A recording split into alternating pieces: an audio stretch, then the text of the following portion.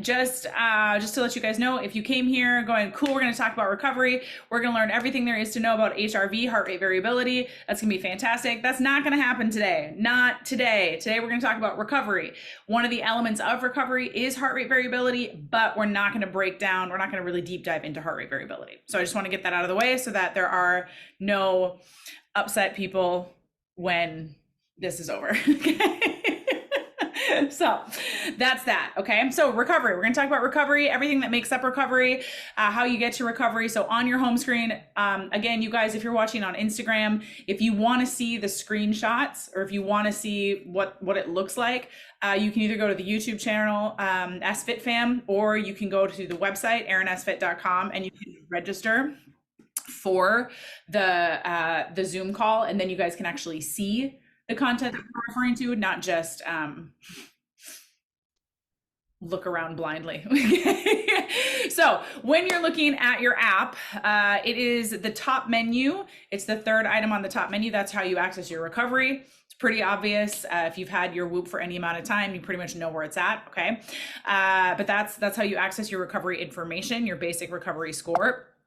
From there, then we're going to talk about recovery. So your recovery is going to, it's going to break down into how your body adapts to emotional, mental, and physical stress. Okay. So it considers those three things and how well your body can adapt to those three things. Okay. So when you look at your home screen for your recovery, you do have your recovery circle, just like you do on the home screen, right? Your basic home screen, you see your recovery circle, and then you see your strain circle. Once you go to the recovery screen, you will see just your recovery score, okay? Your recovery score goes from 0 to 100. I've never had 100. I've never had 0. I've had 2. I've had 2%. And I'm pretty sure I've had 99%. All right. But it can get pretty bad. Okay. But you do have, just like you have a strain coach, you have a regular Whoop coach, you do have a recovery coach as well. So it will give you feedback on your recovery. So if you're looking on Whoop or you go to the YouTube channel to watch it, one of the things I want to point out here is if you have a Whoop, as far as I know, the people that I discuss with that have Whoop, we always want green. And yes, you want green. But what we miss is that yellow is good.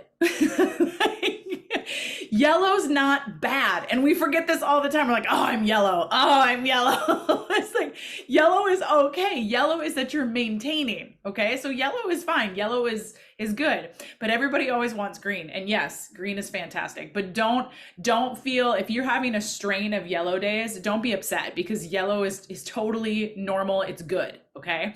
And I do appreciate that more and more the Whoop coach is like, hey, your yellow recovery is fine. Just like, chill out. It's okay that you're not green. Okay. So green is great, but yellow is fine too. Okay. So with this one, it does say that the body is moderately recovered from overreaching yesterday. So my physical strain was higher. So I'm recovering from that. So my recovery might be a little bit lower. And then it does, like, very specifically say you can still train today, but try not to take on as much strain as you did yesterday, because that could result in fatigue, excess fatigue, or injury. Okay. So you can continue to overtrain, but it's going to, you can continue to overreach your Optimus Prime, your optimal strain, what your coach suggests. But if you continue to overreach daily, that's when you're going to start getting into overtraining, and you're going to see a lot more injuries. You're going to see that it might be harder and harder for you to recover from things, a lot more lower yellow and red days in your recovery when you're overtraining. Okay. So just be aware of that. So it does give you feedback. And then a new element to Whoop is the AI coach, which I know Nicole is joining us on Instagram, and she's kind of messed with it a little bit, but you can ask it questions. And there was a stream or like a feed on Instagram from Whoop about some of the funniest like questions that the AI has been asked and their answers. So, I mean, you can definitely mess around with it. I have not played with the AI, but if you're looking for like, what kind of a workout could I do today? How can I prioritize my recovery, or how can I get a better recovery score? Things like that, that it will help you with that. It will look at your data and give you information based on your data. So take a look at that. It's a really cool tool that has been added. Red is not okay. No. Sometimes red is just a signal we need to slow down a little bit more. Sometimes. Okay. So it's all good. It's all good. All right. Next. So what is your recovery? Like I said, your recovery is your body's ability to adapt or manage physical, mental, and emotional stress. Now, we've had some very interesting conversations in the Fit Fam about this, because it's really cool to be like, I don't know why my recovery is so low. It's just really frustrating. My heart rate variability is really low. What's going on? And then you have like an emotional or mental release. The floodgates open, you process through some stuff that you've been having to deal with, and then suddenly your heart rate variability goes up and your recovery goes up, and you're like, oh, I feel better. Okay, so you will notice that that does, yes, that does affect things. Okay, so that's, again, we will deep dive into heart rate variability later. But your heart rate variability is one thing that affects it. But just so you know, it's not just looking at your physical strain. It looks at your mental and your emotional strain as well. Okay. I was just talking to somebody else the other day that said, why is my recovery so low? My heart rate variability just went down. Or why is my recovery so low? And I said, well, what are your recovery statistics? Like, tell me what your HRV is. Tell me what your respiratory rate is. What's your resting heart rate? Let's look at those things.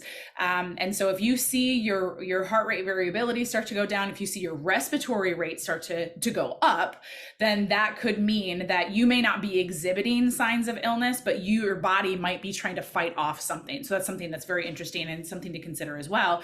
You may not be aware of the signs of either illness or mental or emotional fatigue, but your body is already trying to fight it off for you. Usually our body is aware of it before we're aware of it. So be aware of those things. Okay. So, again, it doesn't tell you like this, if you're looking at the screen, it says it isn't a prescription of how much you can work out. Your recovery score is not a prescription for how much you can work out, but it's going to help you guide it a little bit. Okay.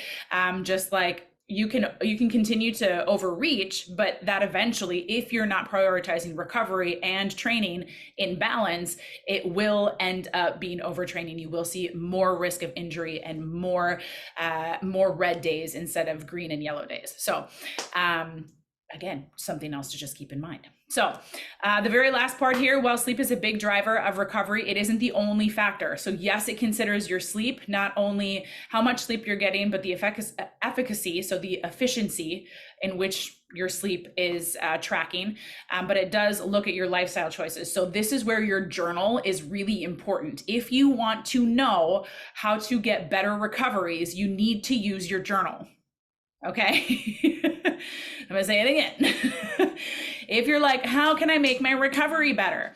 There are general ways that you can make your recovery better. However, if you want to know specifically for you and your body, you need to use your journal. That's going to be the best way to figure out how you can get a better recovery score. Okay. So hydration, alcohol, diet, social influences, it all affects your recovery score. Okay. So then it does say like, this is why you can have a low recovery score, but good sleep, or why you can have poor sleep and a high recovery score, because there's other factors that play into it, not just your sleep. So again, we're looking at the rates of your recovery score here. All the alerts, you guys, I need to just turn them off before I even start this. Why? Here. Okay. Cool. No more alerts. Okay. So starting at the bottom, 0 to 33% is your red recovery score. It means that your body is prioritizing recovery, or you need to prioritize recovery. You have low adaptability to strain. Again, whether that's physical, mental, or emotional strain, your body's going to be like, I can't. You may notice that you have more irritability. You may notice you have more brain fog. You may feel it physically in your body where like, oh, my joints and my muscles just hurt. You may not. Again, it's your emotional, mental, and physical strain that it is considering. Okay. Again, your yellow portion, which is an okay color, it's good. Yellow's not bad, okay, is 34% to 66%. This means you're maintaining, and that's cool.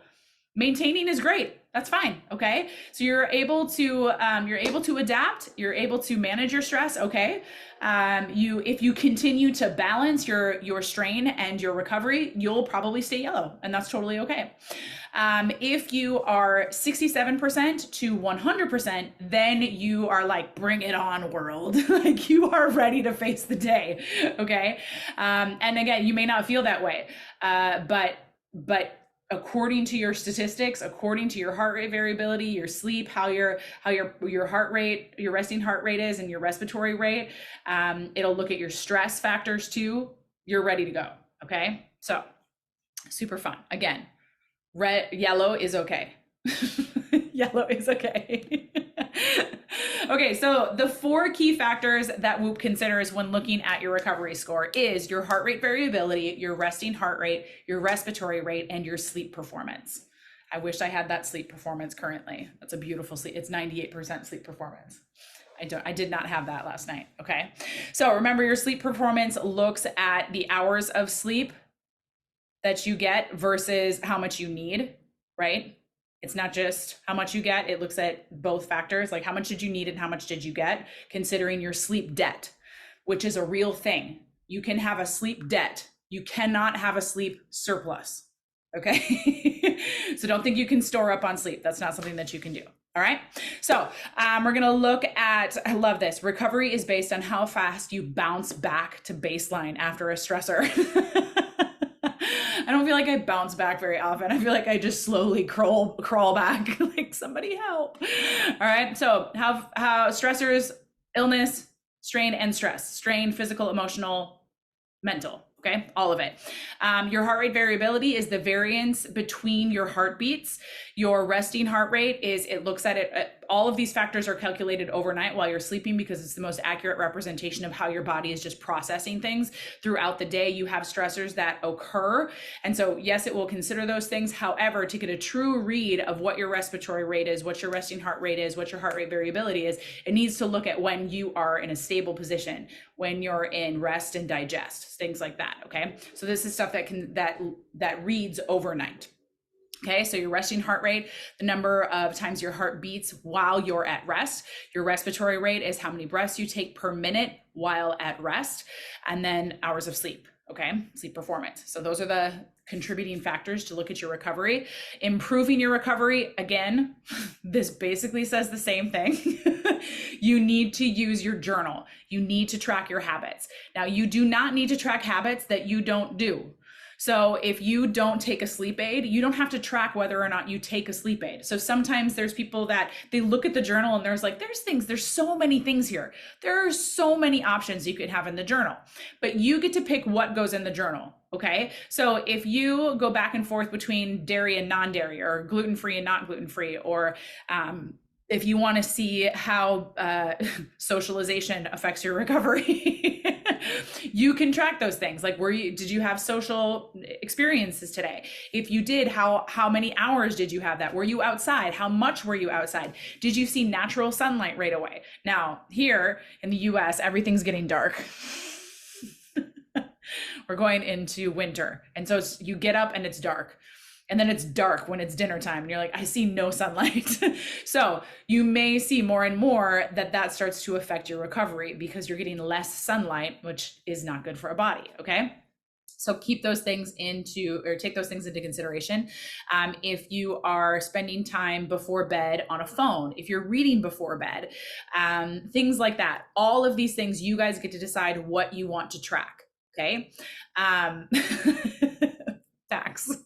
The sun is right there. Okay.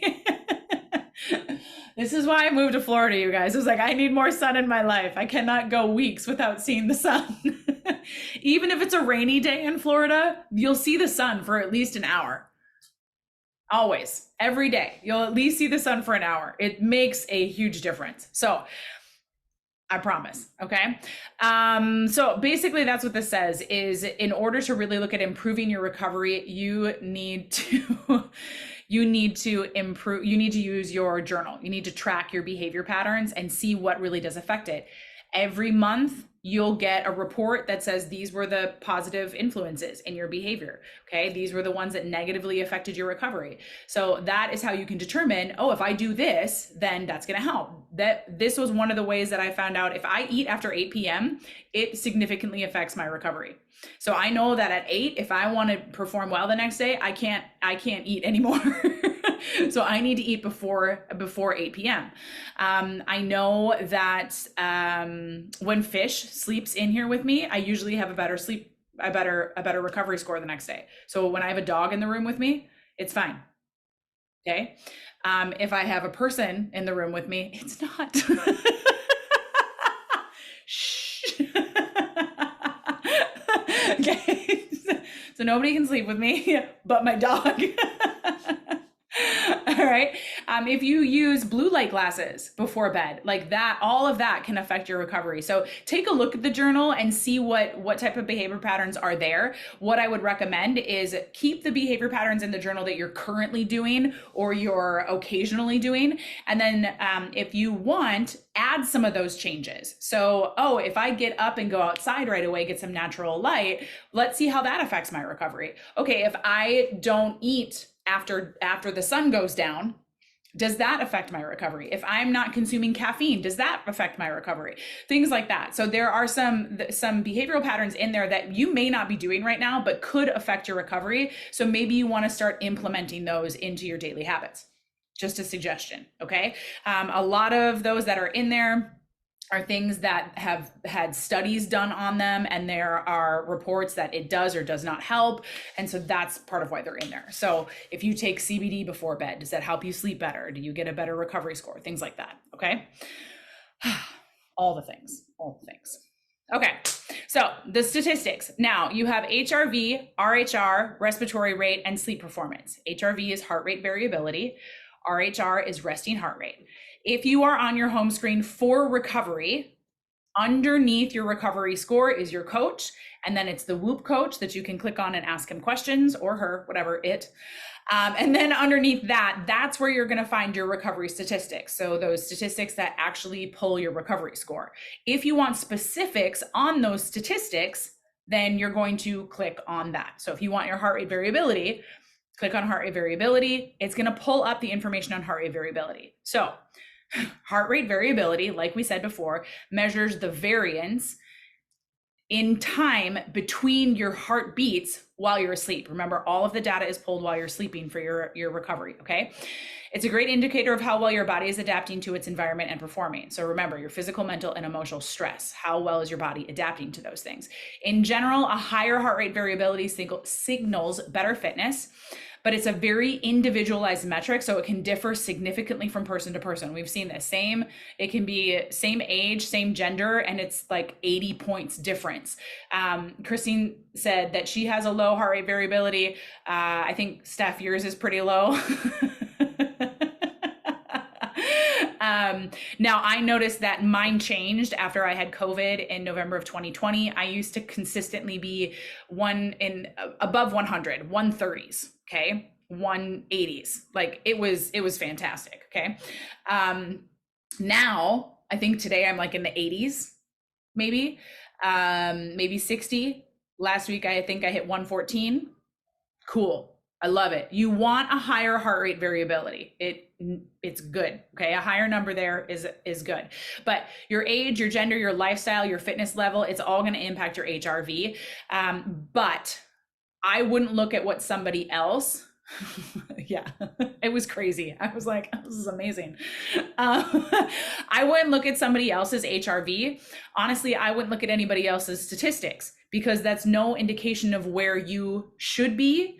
You want to look at where you are and where you can improve, right? So your heart rate variability, you want it to be a higher number. Okay, we're going to work to get that to be a higher number. How do I know how to get my heart rate variability higher? Ask the Whoop coach. Okay. So that's a great way to do it. Otherwise, when you go into heart rate variability, you will see down at the bottom of the screen, once you go into the specific statistic or the specific metric, it gives you where it's at. Oh, C103, beautiful. there's three different, so this is the average, okay? Then you've got your chart. Your chart will either be for the average for the week, it will show you the information for the week, for the month, or for 6 months. Underneath that chart then is your access to tools. Okay. So there's going to be podcasts, there's going to be articles, all sorts of things there that can help you. So one of them is understanding your heart rate variability. Okay. There's 10 ways to improve your heart rate variability. So there's so much data down there that this is why part of why we do these What the Whoop sessions is because there's so much data there. You could spend so much time going through it.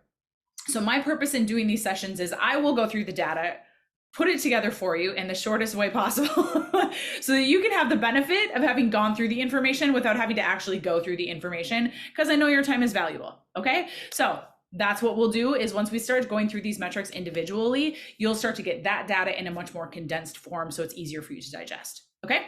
So, like I said, trends of HRV going up is great. It means improvements in your fitness and your overall health.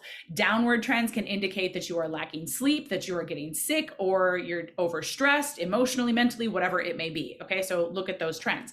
Now, if we go back to the chart, so you're in the metrics, or you're in the statistic, looking at the metrics.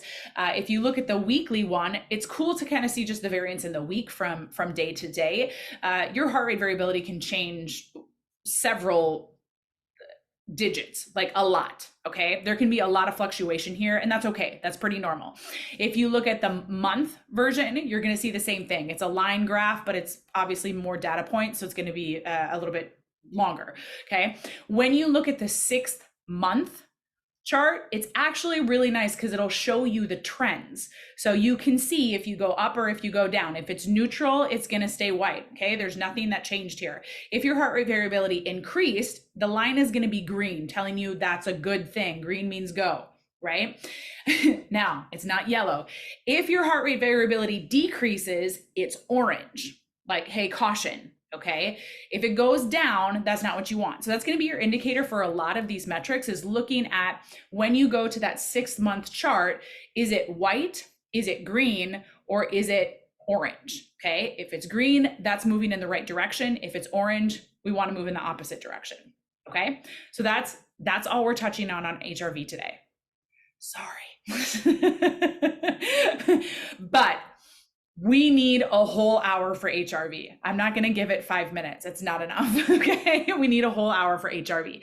So we will come and we will touch on HRV another time. Don't worry. Okay. Now, you have a couple choices here. When you are on that screen for the statistic, for the metric, at the very top, it says HRV, and then there's a little arrow. You can either click on that arrow and you'll see this menu, which gives you all of the statistics, like all of the titles of the statistics. You've got your day strain, your average heart rate, your calories, your recovery, your heart rate variability, your resting heart rate, your respiratory rate, da, da, da, da.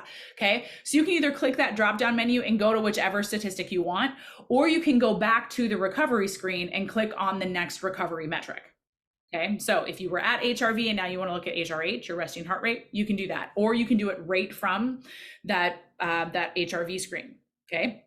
Now they do put the themes together. So if you're looking at your recovery information, it does have your recovery homepage, your HRV, your resting heart rate, your respiratory rate, and then your sleep performance are all going to be blocked together. So you're not going to be like, well, where is it? It's alphabetical. I don't know where I'm looking. It's okay. It's all categorized together. So it's right there. Okay. So the next one is your resting heart rate. So your resting heart rate is the average number of times your heart beats per minute while in a complete state of rest. Again, it's measured while you're sleeping. It's measured towards the end of your sleep cycle when your body is at its most restful state, So your slow wave sleep. All right. If you remember, last month we talked about the sleep information and how it reads it, and it's so cool how they used analysts to actually look at the data first and then implemented that into basically AI to read the information while it accumulates it from our devices. So super cool. Love that. So your resting heart rate, a lower resting heart rate generally indicates better fitness. If you've ever had, has anybody ever had a VO2 max test done, or a resting anabolic or an active metabolic, sorry. a resting metabolic or an active metabolic test done. If you've had any of those tests done, it's super cool. I highly recommend it. So if you can go to a gym and say, hey, I'd like my VO2 max or my active metabolic test done to see what your basal metabolic rate is. So that tells you how many calories you burn just in a state of rest if you do a resting, okay? And if you're doing an active one, it'll look at your calories burned and how well you process your oxygen, so your VO2 max capacity, okay? So it tells you how efficient your body is at pulling oxygen from the blood. It's super cool. Okay, so everybody is different. It's not like we all have the same process, yes, but it's having a 1992 Ford Escape versus having a Ferrari. It's going to be different. Okay, so how the body processes it, it does have the same general process. They all have an engine. They all have, they need gas, all these things. Well, some of them are different now, but the general processes are the same, but the efficiency of it is going to be very different. Okay, so look at your VO2 max. It'll look at your resting heart rate. All those things contribute to your heart rate too. So your level of fitness is going to take into account all of those things, or is going to affect all of those things, excuse me. So yeah, a low resting heart rate is going to indicate that you have a stronger heart muscle. It pumps it better. Your blood is going to get where it needs to get faster, which means that it's going to deliver oxygen better. So your muscles are going to be better tuned, all of those things. Okay. So it's such a cool tool. All right. So short-term increases in your resting heart rate can signal fatigue or illness. So again, resting heart rate is one of those tools that if you start to see it increase, be aware that something is going on. Okay. Long-term increases. So if it comes up a little bit and then comes back down, okay, maybe I was either stressed or I was just excessively fatigued, or maybe I was fighting something. If you see a long-term increase or a long-term decrease, then you're going to be seeing gains in your fitness life. Okay. If you see a long-term increase, I would significantly encourage you to talk to your doctor, or notice if you have been less active. Okay, so if you see your resting heart rate continually climbing, have you been less active, which means that you're not working your heart, which means that your cardiovascular system is going to be enduring more strain, okay, on its own, because you're not training it. Just existing puts more strain on your heart. If you are training it regularly, it can manage life because you are putting it through strain. Okay, so keep those things in mind. And just like with the HRV, the heart rate variability, when you go to that screen, you can see the chart in your week, your month, and your 6-month period. Now, again, this one is going to function in opposition to your HRV. So your HRV number goes higher, it's green. Your resting heart rate goes lower and it's green. Okay, so those work in opposition. Okay, again, just like the HRV, once you go to the bottom of the screen, you're going to see, hi, Vanessa.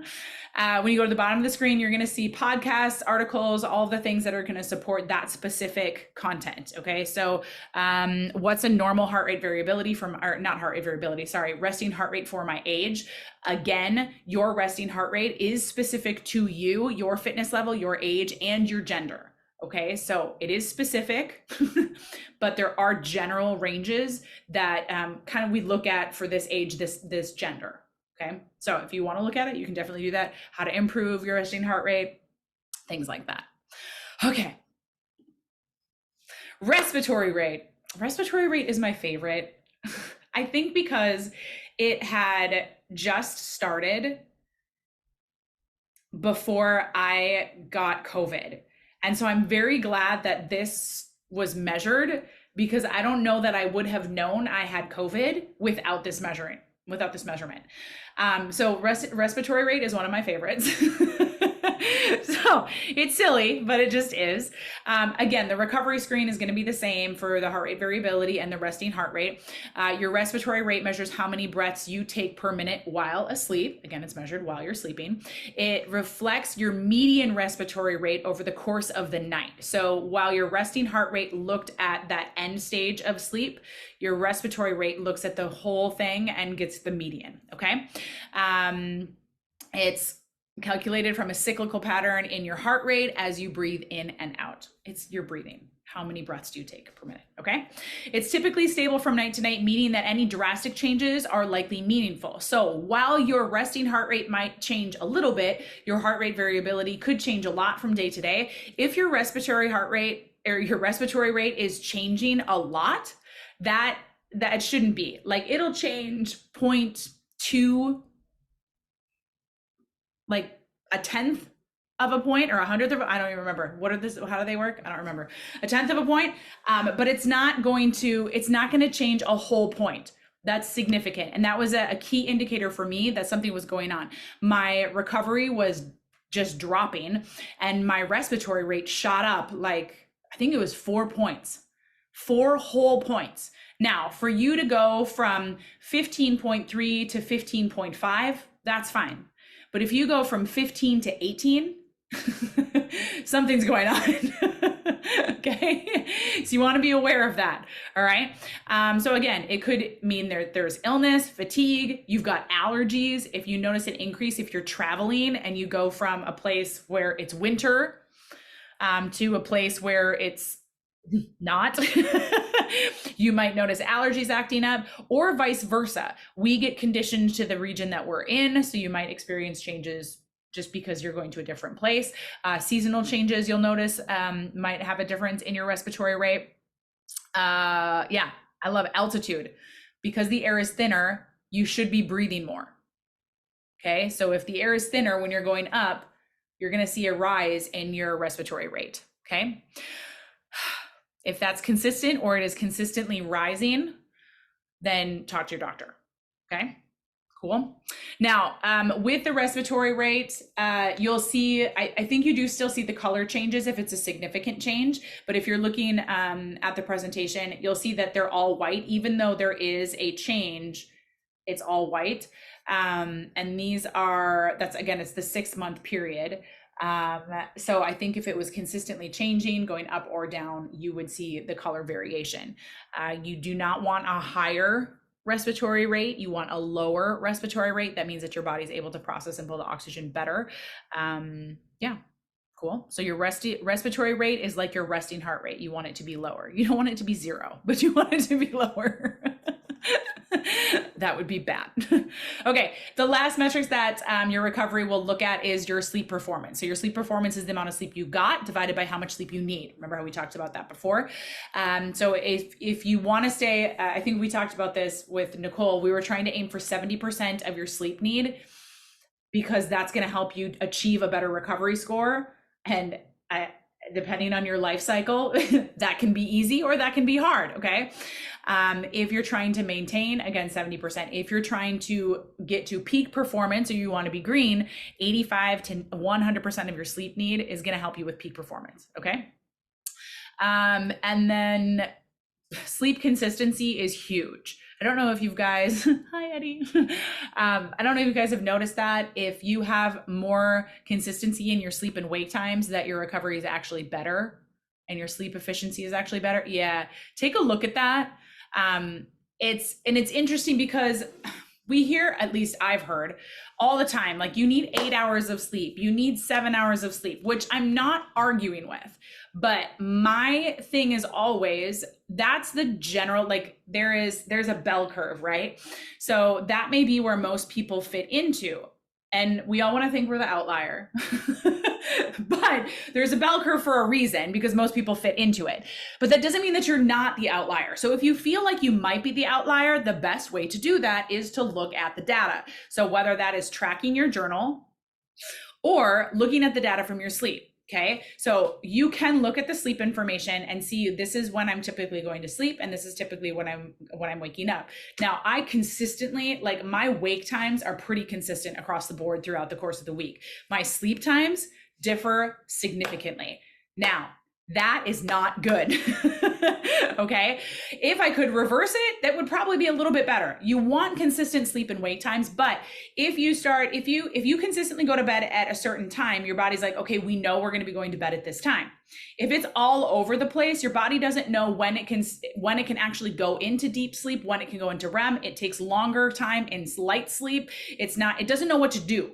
Okay, your circadian rhythm is like, wait, what's happening? Okay, so when you can set a standard like this is when I go to bed, your body can be reliant on that, and it can process the sleep process can be more stable, which can help your recovery. Okay, so consistency in your sleep time, consistency in your wake time is going to help you better with your recovery. Again, you want to make sure that you're getting 75, 85, 100% of your sleep, but try to aim for 70, and hopefully we can get through it. Okay. Really, sleep consistency is helpful. And then again, just like the other metrics, you have your week, you have your month, and you have your 6-month trends that you can look at. And underneath it is going to be the information to help support that. So if you want more information on sleep performance, it's going to be underneath your graph words. All right, now this, I love, these are so pretty. You guys, the graphs are so pretty. Okay, but this is looking at trending. This is looking at your trending information, your trending data, okay? So we're on the recovery, so it's specifically the recovery chart. So you're looking at your recovery over the course of the week, over the course of the month, over the course of 6 months. It's so cool. Okay, so when you look at it for just a week, you're like, oh, cool. Maybe 1 week, you're like, oh, I did really good this week. And then you just kind of forget about it. But the next week, it's like red, all red. Like, okay, I failed that week. If you look at underneath the chart is like it's like a line, okay? And it shows you, I love this because it's almost like a pie chart, but it's just a line. So you can see the significance of how much red, green, and yellow you've had. It makes you feel a little bit better about your life, especially if you look at the whole month or you look at the 6 months. At least it makes me feel a little bit better about my life. Okay, kind of depends on what colors you get, but it can help you identify, ooh, I have a lot of red. I really need to take a look at that and figure out like, okay, how can I make changes to have more green or more yellow? Remember, yellow is not bad. Yellow is good. Okay. So if I look at my weekly, my average is a 72% recovery. So that means it's a green. I am mainly in the green. Yes. But that's just for that week. Okay. We have to look at the long term as well. What am I averaging? So if I look at the month, all right, this changes a little bit. My monthly average for that month, which was, September to October, was 61%. Okay, so now my average is yellow. Okay, that's good though. Remember, yellow's not bad. All right, as long as it's not red, we're fine. Okay, if I look at my 6 months, I love this one because it's a line graph and it just goes crazy. It looks hilarious. It's kind of bipolar. Okay, but again, if you look at the average, my average for 6 months is 62%. Okay, the reason this makes me happy is because if I am a trainer or if you are active and you're active a lot, how are you handling that? Okay. If you are working in the fitness field, and honestly, you don't even have to be working in the fitness field because remember, your recovery looks at your physical, mental, and emotional stress. Okay, so forget even that you're in the fitness industry. You can relate it to the fitness industry specifically, but for anybody, how are you handling your stress? If you are in the green more or in the red more often than not, we need to find different ways for you to cope with your stress. Okay. If you're yellow, cool. You're handling it well. You're handling it good. Okay. If you're primarily in the green, teach us your ways, wise one. Okay. So those are things to consider. I'm in the yellow. I'm good. I'm happy. What do I want to be in the green? Absolutely. But I'm managing it okay. Yeah, I have some red days. Yeah, I have some bad days. We all do. That's fine. But as long as for the most part you are maintaining or you are doing well, like green, then you're good. Okay. So if you're like, I feel like I am not doing well, take a look at your recovery scores for the week, for the month, and for the last 6 months. See where you're trending. See how it's looking. You might be surprised. Okay. It's a really helpful tool. Again, if you have any questions on recovery or anything like that, there are always the information or the help tools that are there. You can use the Whoop AI coach. Okay. You can click on the little information icon. It'll explain things to you. So there's always that option. Or you can reach out and I can do my best to help you. Okay. I did reach out to Whoop When you went to their website, the locker is where they used to have all their data. They still have data there, but there's no longer a way to search the data in the locker. And I was like, can you please fix that? Because I don't want to pull it up on my phone in the app. Okay, go to sleep. There are specific things that I want to look for. I can't look for, you could probably go to your coach and look at if you're a woman, look at your menstrual cycle information, and then it would give you information on menopause or how your menstrual cycle affects things. But it seems much easier to me to go to my computer, pull up the locker on Whoop and search for women's health, right? So I'm like, can you please fix that? Because I missed the search function on the website. So the data is on the app underneath the specific resources, but you can't go to the website and search for them. There is information in the locker. It's usually the newest information that's posted. So if you don't have Whoop, you just get what's there, which is fine. If you have Whoop, you can look specifically for the information on that category or on that page in the app, but you can't go to the website and search for it. Okay, so that's a little bit different. They've been alerted to it. If you want to, message them and ask them to fix it. They've always been very responsive to me. I do love that about Whoop's customer service, is that they're people. even though they have Whoop AI, there are people behind the customer service. So you guys, 16 minutes early. Woo! Okay, so the next one that we're going to talk about is strain. Okay, so we're going through the top menu. We talked about the homepage, your overall coach. We talked about sleep. We talked about recovery. We're going to talk about strain next month. It's going to be on November 20th at 2 p.m. Eastern time. You can mark your calendars. It's our 5th episode. Remember, you can go to erinsfit.com to register for the free Zoom call where you can see the pretty little presentation. I think the presentation matters.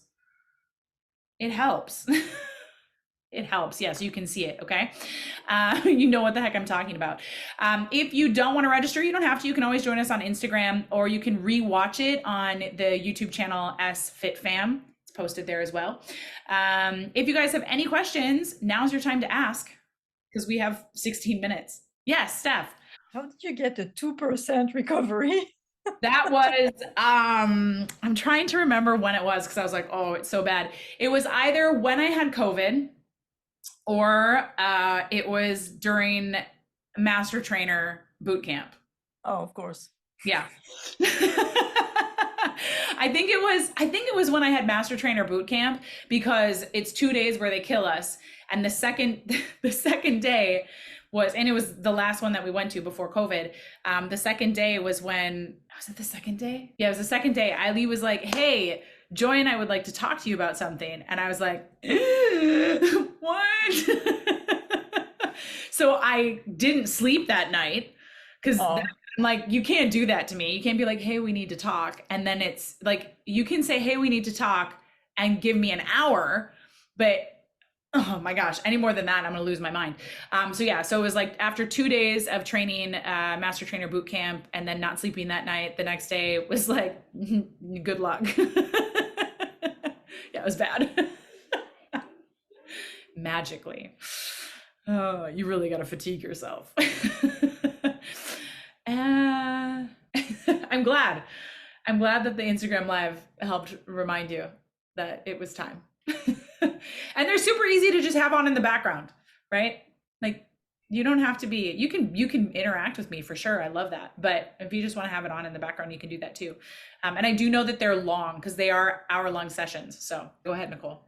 Anyway, I just have started to notice, definitely how I'm handling social situations or handling like stressful situations. That one, I don't know how to exactly find that on the journal to be like, oh, really like dove in and kind of broke apart like a stressful situation or not. But that has really can affect my HRV. Yeah. Do you, because there is an option for depression and anxiety, and there's an option for irritability, which is my favorite. I love it. How irritable were you today? I was like, whoa, I was so annoyed today, and I don't even know why.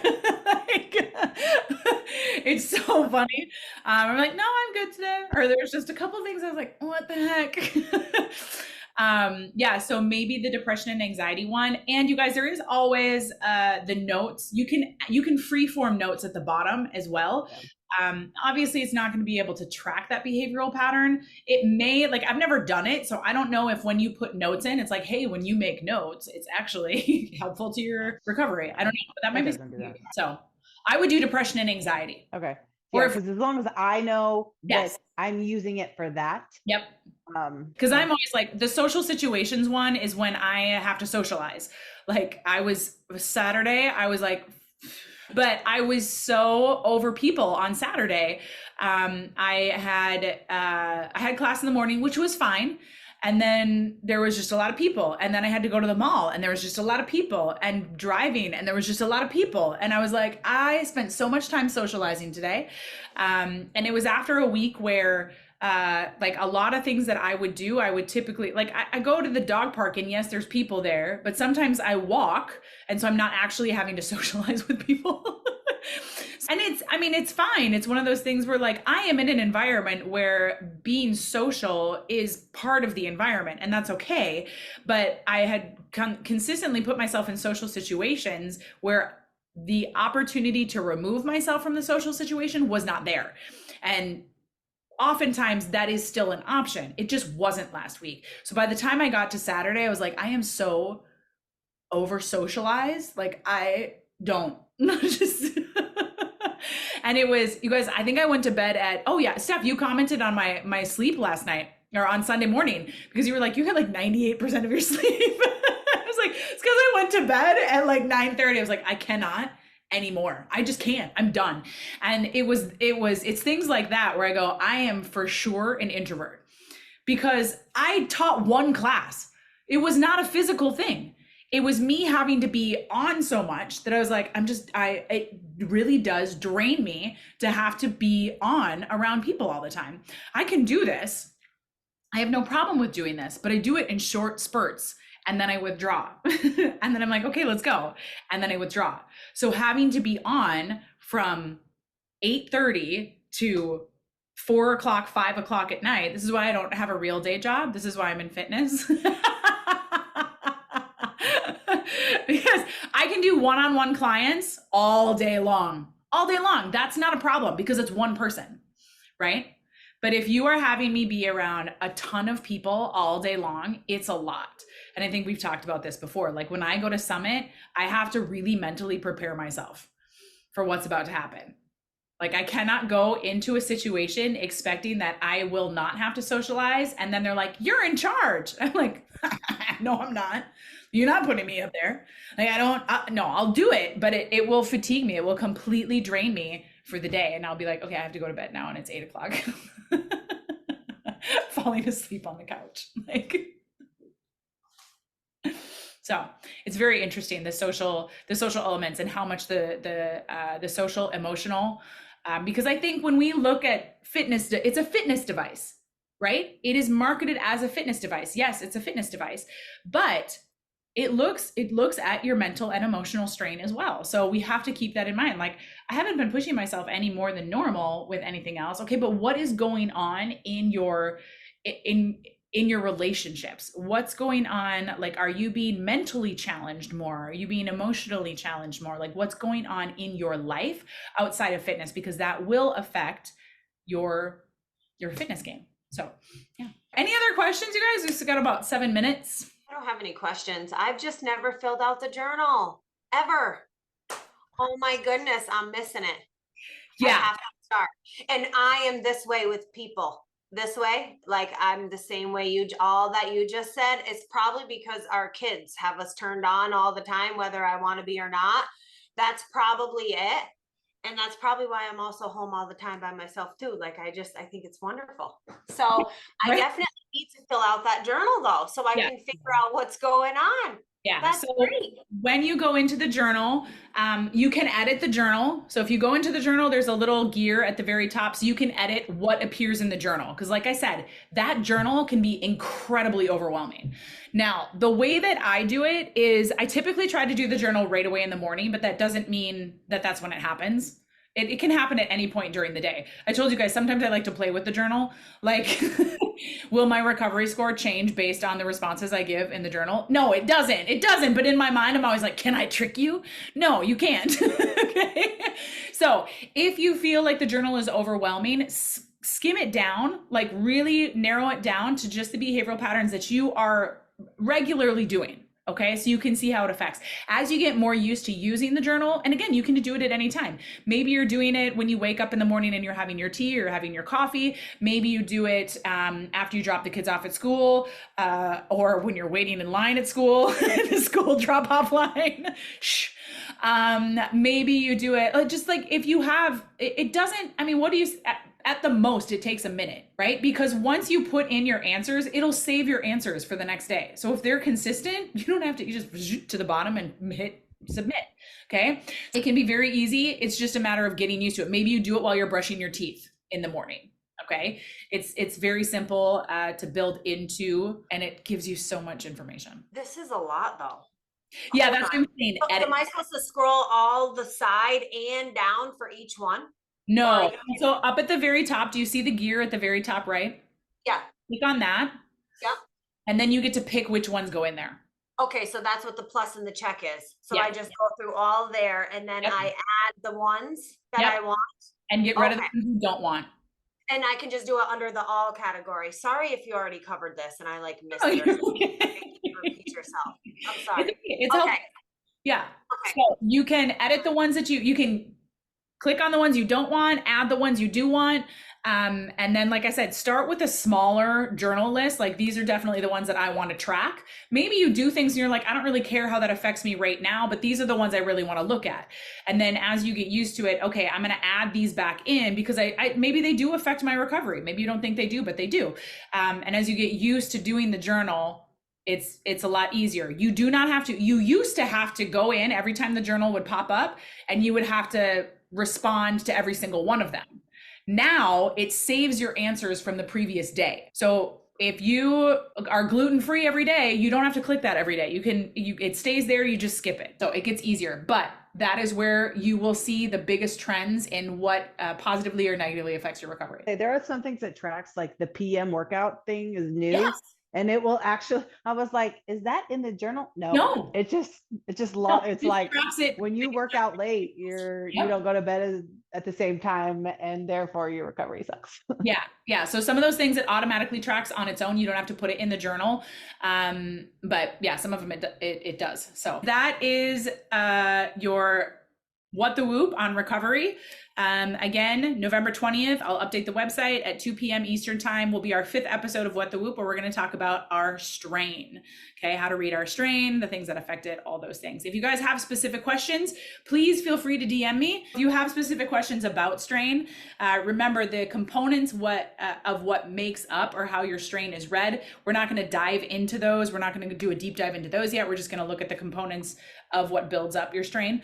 But we will continue to break down more and more and more all of the we will get to heart rate variability. Okay. So